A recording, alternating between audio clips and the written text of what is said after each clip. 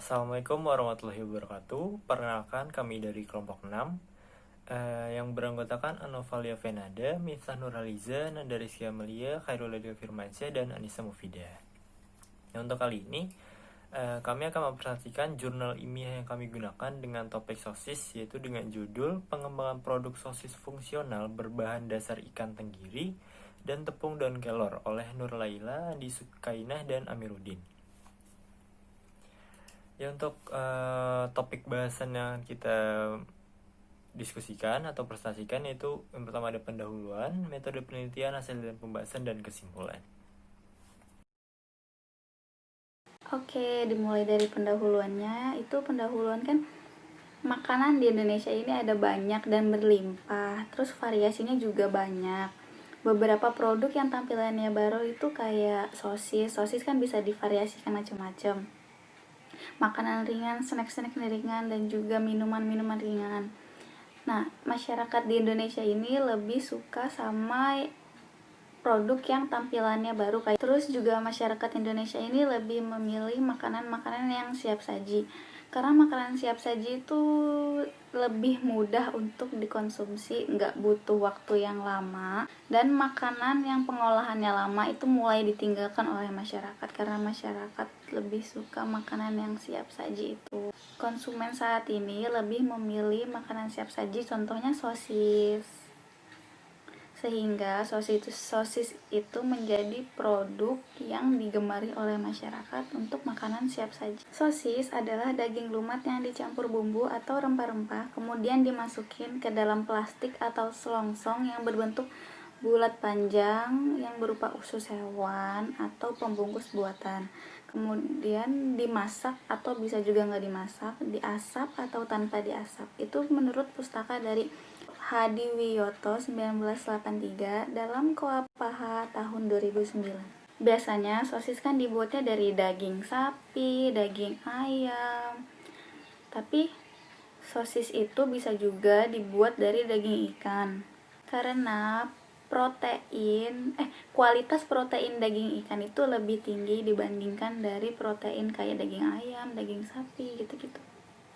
Pengembangan sosis ikan fungsional menjadi salah satu alternatif pengembangan dari produk pangan yang kemungkinan akan dipilih oleh konsumen atau masyarakat di Indonesia.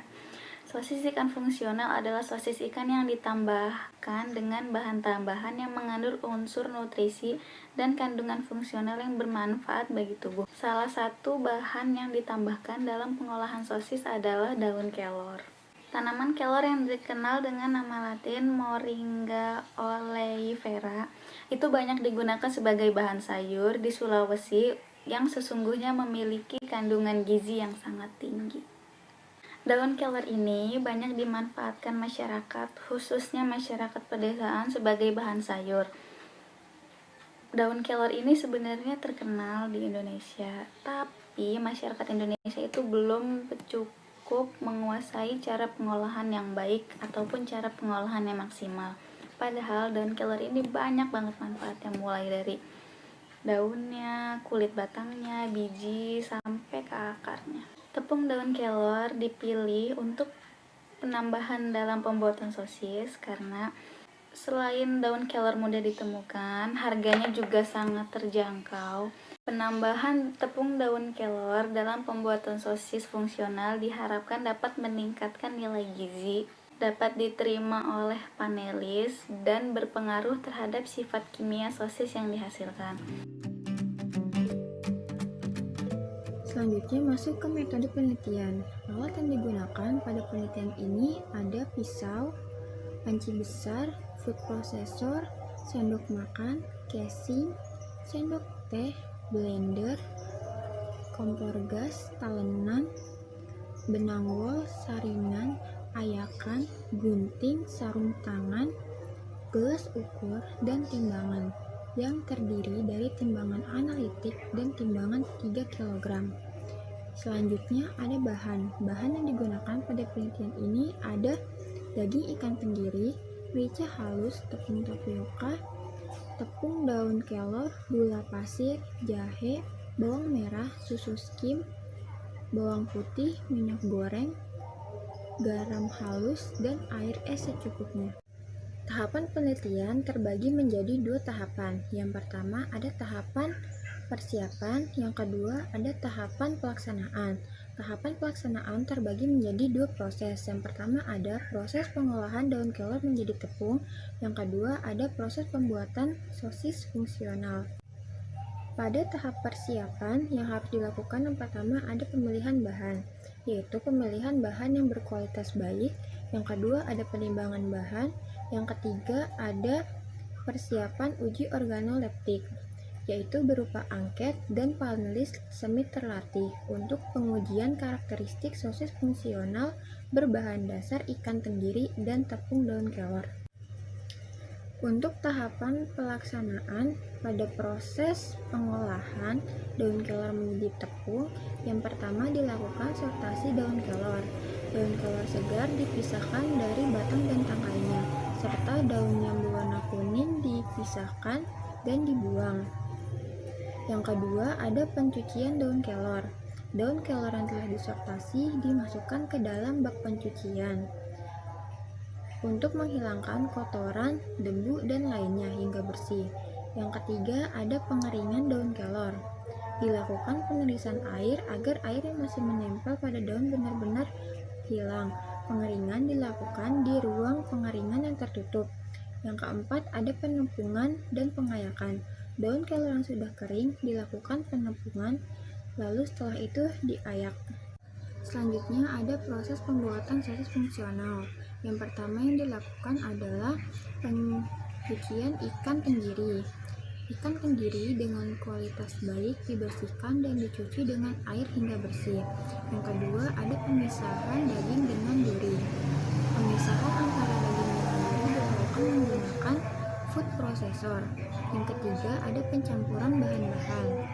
Dicampurkan daging ikan dengan formulasi 200 gram, 400 gram, 600 gram, tepung daun kelor 0 gram, 5 gram, 10 gram, dan 15 gram, tepung tapioka 75 gram, bawang merah dan bawang putih yang telah dihaluskan masing-masing sebanyak 2%, garam halus 1,5%, merica halus sebanyak 0,5%, gula pasir 1,5%, jahe yang telah dihaluskan 0,5%, susu skim 2%, minyak goreng 15 ml, air es dan air es secukupnya.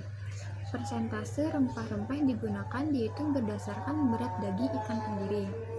Selanjutnya ada pembuatan adonan sosis, yaitu bahan dicampurkan menjadi adonan, lalu diaduk-aduk dengan tangan sambil diremas terus-menerus hingga adonan tercampur dengan merata. Selanjutnya ada pemasukan adonan ke dalam casing. Adonan dimasukkan ke dalam casing dan masing-masing ujung casing diikat dengan kuat. Selanjutnya yang terakhir ada perebusan sosis ikan. Perebusan sosis ikan dilakukan selama 20 hingga 30 menit. Hasil dan pembahasan pada uji hedonik dan uji proksimat. Uji hedonik adalah pengamatan terhadap warna, aroma, rasa, tekstur pada sosis yang melibatkan 25 panelis dari kalangan mahasiswa dan dosen. Warna merupakan peranan utama dalam penampilan makanan.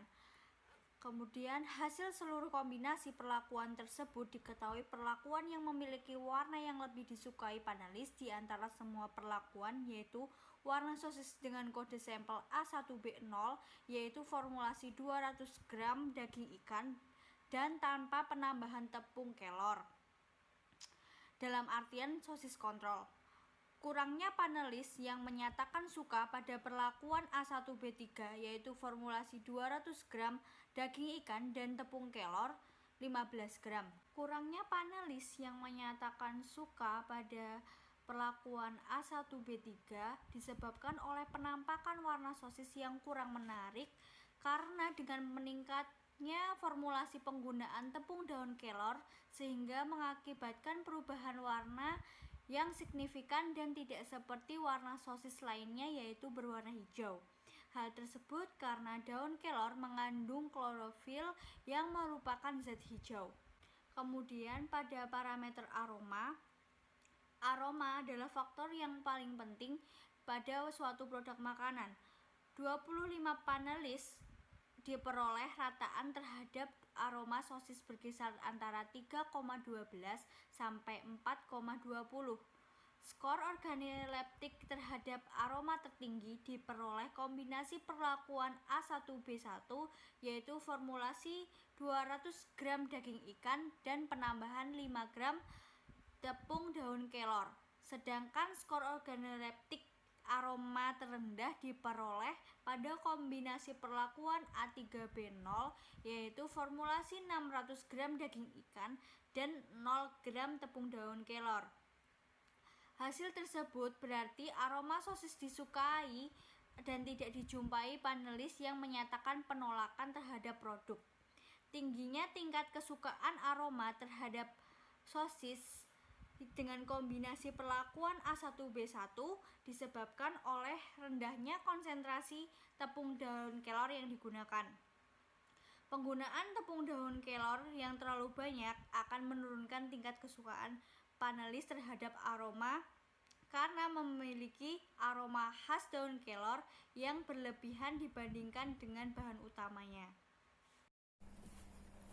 Ya, untuk selanjutnya ada pengujian uji hedonik, yaitu rasa. Untuk pengujian ini juga digunakan pengujian oleh 25 panelis dan didapatkan hasil rata-rata pada rasa sosis berkisar antara 3,12 sampai 4,04. Di mana skor ini menunjukkan bahwa kesukaan panelis terhadap rasa ini antara suka sampai sangat suka.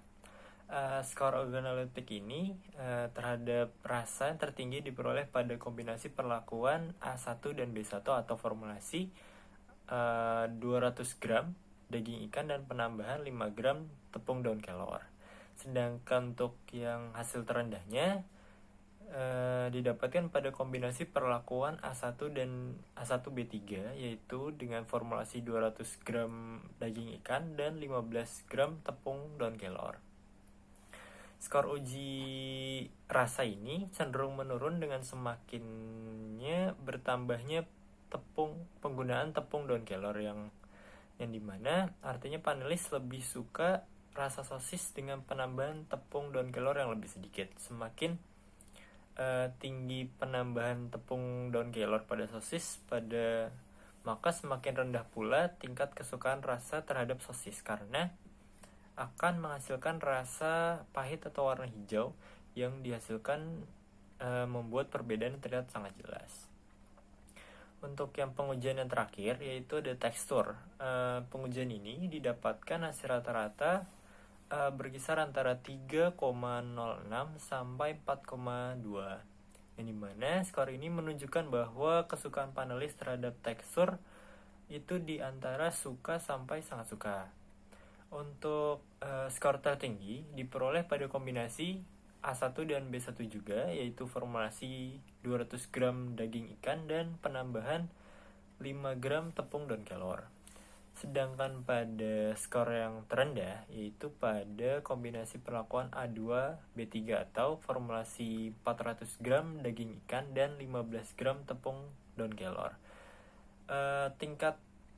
Tingginya tingkat kesukaan pada tekstur sosis ini dengan kombinasi perlakuan A1B1 disebabkan karena tekstur sosis yang dihasilkan lebih halus dibandingkan formula yang lain dan lebih disukai oleh panelis. Yang dimana dalam statement Wilson tahun 1981 semakin banyaknya penambahan tepung daun kelor yang ditambahkan pada adonan emulsi maka adonan akan semakin padat. Yang selanjutnya yaitu uji proksimat sosis fungsional. Di sini sosis dengan bahan ikan tenggiri dan juga tepung daun kelor. Yang pertama yaitu analisis proksimat kadar air. Jadi kadar air itu mempengaruhi daya awet bahan pangan. Lalu si kadar air ini juga bergantung pada bahan utama. Nah, di sini bahan utamanya adalah ikan tenggiri, sedangkan bahan sampingannya adalah tepung daun kelor. Nah, semakin tinggi bahan utama yang digunakan, maka kemampuan mengikat air juga semakin tinggi. Nah, lalu kadar air ini juga mempengaruhi keempukan daging dan juga membantu untuk melarutkan protein larut air.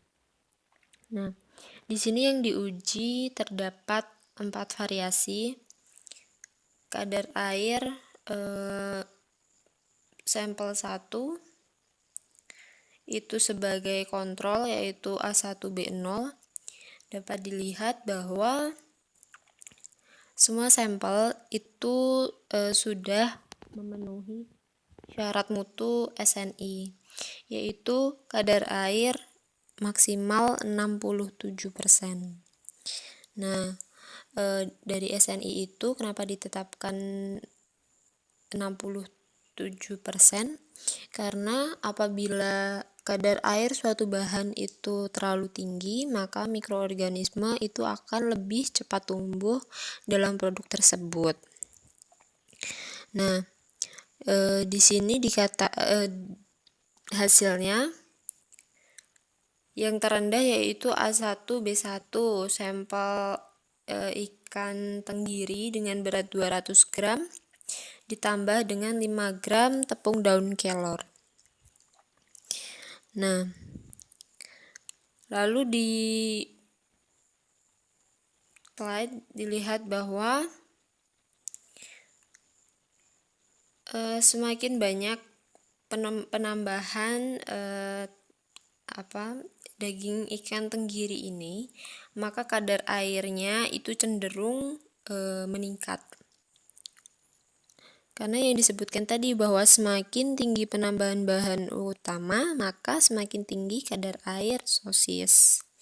Nah, namun di sini semua sampel yang diuji itu memenuhi syarat keamanan dan juga mutu pangan. Yang selanjutnya yaitu kadar protein.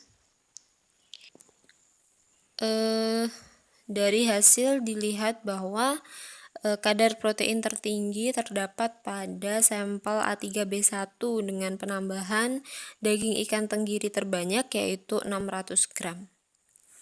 Nah, lalu semua sampel itu dari sampel A1B1, A2B1, dan A3B1 itu telah memenuhi syarat mutu sosis, yaitu protein minimal 10%. Nah, namun di sampel kontrol itu hasilnya 9%. Nah, namun dapat kita ketahui bahwa semakin banyak penambahan daging ikan tenggiri, maka kadar protein juga semakin meningkat. Nah, hal tersebut diakibatkan karena ikan kan merupakan sumber protein, maka dari itu semakin banyak substitusi dari penambahan dari ikan tenggiri itu akan meningkatkan kadar protein. Yang kemudian kadar lemak. Di sini dapat kita lihat bahwa kadar lemak terendah dengan daging ikan tenggiri 200 gram dan juga penambahan tepung daun kelor 5 gram. Nah, lalu dari hasil dapat kita lihat bahwa penambahan tepung kelor itu mempengaruhi menurunnya kandungan lemak, yaitu jadi semakin banyak tepung kelor yang dicampurkan, maka akan semakin menurunkan kadar lemak pada sosis tersebut. Nah, hal tersebut dikarenakan kelor tidak menyumbangkan lemak yang signifikan, sehingga produk sosis ini cocok untuk konsumen yang sedang dalam masa diet. Nah, dapat kita lihat bahwa sampel kontrol dengan tanpa penambahan tepung daun kelor memiliki kadar lemak yang paling tinggi, sedangkan semakin sedikit daging ikan dengan banyak tepung daun kelor yang sama dengan sampel yang ketiga dan juga keempat, dia kadar lemaknya semakin rendah. Nah, namun di sini semuanya memenuhi syarat, semua sampel. Syarat mutu sosis SNI itu maksimal 25%, sehingga semua sampel memenuhi syarat keamanan dan juga mutu pangan.